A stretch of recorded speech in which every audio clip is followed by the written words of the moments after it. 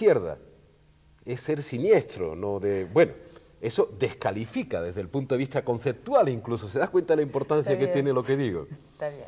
Bueno, pues es estar en una situación un poco de rebeldía, sin duda alguna.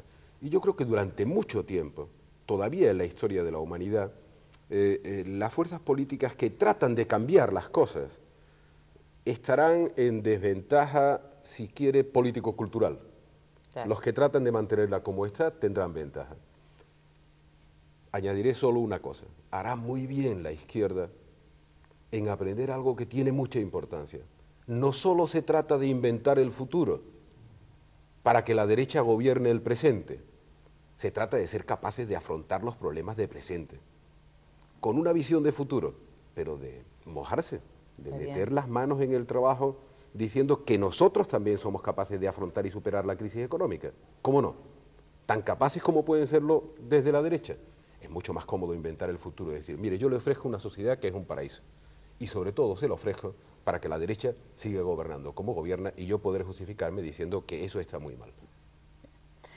Además del autoritarismo que hemos tenido en Latinoamérica, y sin que haya una cronología exacta después de España, se ha institucionalizado la democracia felizmente en varios países latinoamericanos, entre ellos, por supuesto, y felizmente el nuestro.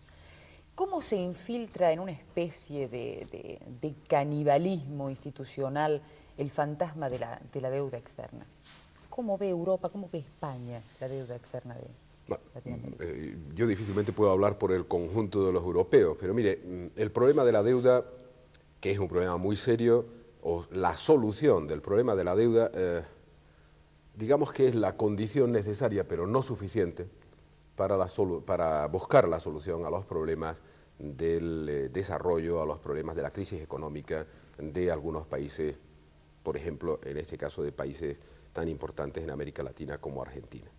¿Por qué digo esto? Porque incluso en el supuesto de que el problema de la deuda no existiera hoy, hipótesis de trabajo sobre la que podríamos trabajar, incluso en ese supuesto, las relaciones comerciales internacionales están planteadas en términos tan relativamente injustos que hará muy difícil que los países que están ahora con un problema de deuda puedan resolver sus problemas de desarrollo por las coerciones del comercio internacional. Yo hace unos días estuve en Alemania y hablé de Argentina. Después contesté poniendo el ejemplo argentino y después la verdad es que me lo pensé otra vez, pero ya que lo dije entonces, ¿por qué no lo voy a decir para la televisión argentina? Sí, claro, por favor. Yo les puse un ejemplo a una pregunta sobre el problema de la deuda y el ejemplo que utilicé fue Argentina.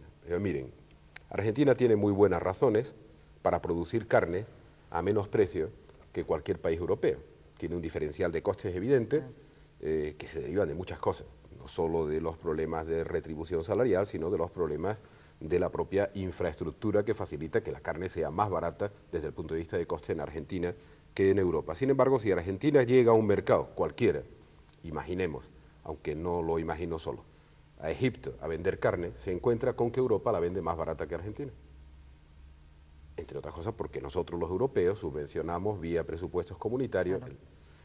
No quiero responsabilizar solo a Europa, porque el proteccionismo en materia agraria y sobre todo en materia agroalimentaria en la dimensión de las exportaciones es muy fuerte en Estados Unidos, es muy fuerte en todos los países con un gran nivel de desarrollo. Yo creo que ahí hay un problema tan serio como el de la deuda. Pero doy un paso atrás y vuelvo al problema de la deuda. En este momento hay ya la maduración suficiente, que tiene factores también enormemente egoístas cuando hablo de la maduración suficiente para comprender que hay que buscar una salida al problema de la deuda porque está afectando ya al crecimiento potencial de los países industriales.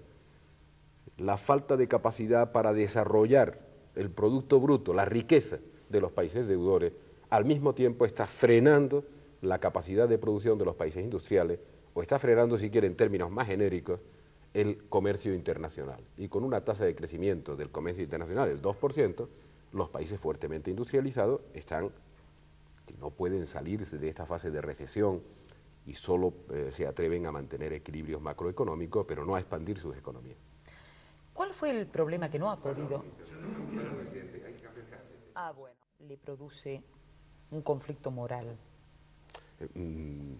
Con mayúscula el problema del terrorismo, el mayor. Después tengo naturalmente conflictos morales muy serios porque todavía tengo un segmento de la juventud que busca empleo y no tiene la oportunidad de encontrar su empleo, ¿no? Y por consiguiente, en esa dirección es donde pretendo hacer el mayor esfuerzo, incluso el mayor esfuerzo de acuerdo con el resto de las fuerzas sociales y económicas, ¿no? Pero el conflicto más serio desde el punto de vista que me lo pregunta, desde el punto de vista moral, el que, para decirlo más gráficamente, en algunos momentos pues le quita a uno irremediablemente el sueño, sí, es sin duda el de la violencia. La gratuidad de la muerte es tan terrible, ¿no? El salvajismo, la crueldad y el carácter tan tremendamente gratuito de la muerte anónima, de poner un coche bomba. El fanatismo, claro. Y que eso me parece es el único residuo que queda además de una sociedad que hemos superado. ¿Y sobre qué base se articula la lucha contra la ETA, contra el terrorismo? Si se lo tuviera que decir telegráficamente, se lo podría decir. Primero, más eficacia policial. Sí. Segundo, más coordinación internacional. No puede ser que una persona salga de una frontera, se meta en otro país y eso va funcionando bien. Le quiero decir que todos esos factores van positivamente y se sienta libre de la persecución de la justicia después de haber cometido crímenes horrendos. Tercero, la política de reinserción social, es decir, quien quiere abandonar la violencia y no ha hecho o no ha cometido delitos de sangre, nosotros le damos la posibilidad de abandonarla y de insertarse socialmente o políticamente en su país. Son los tres principios de actuación básicos. De esos tres se deriva además una cierta actitud, capacidad para dialogar y despegar de la violencia terrorista al mayor número de personas posible. Sería el cuarto punto. Y el final, desde luego, es la comprensión de algo que en España tiene bastante importancia y que a veces se confunde, que para resolver los problemas políticos hay que acabar con el terrorismo. No se puede decir que hay que hacer concesiones políticas para acabar con el problema del terrorismo. Me parece un error de planteamiento. ¿El paro, la desocupación, resulta un limitante de la libertad? Sin duda alguna, sin duda alguna. Es uno de los limitantes de la libertad. Lo que pasa es que eso puede llevar a una apelación peligrosa. Si no tengo trabajo, ¿para qué quiero ser libre? Bueno, pues hay países donde la gente tiene trabajo, al menos formalmente, aunque gane poco sueldo y se reparte el trabajo entre todos y tal, y no tienen libertad. Y sin embargo, la gente aspira, y aspira muy profundamente a la libertad. Por consiguiente, el paro es una limitante, sin duda alguna. Las sociedades democráticas tienen que buscar soluciones a sus problemas y tienen que mantener el equilibrio, digamos que más razonable posible, entre el disfrute de las libertades y la exigencia de seguridad, que es una exigencia primaria para cualquier ciudadano. ¿Cómo convence usted en su discurso al parado, al campesino, al trabajador, de que, aunque no observe en su propia casa los resultados de la revolución tecnológica, tiene que participar en el esfuerzo para no perder el tren?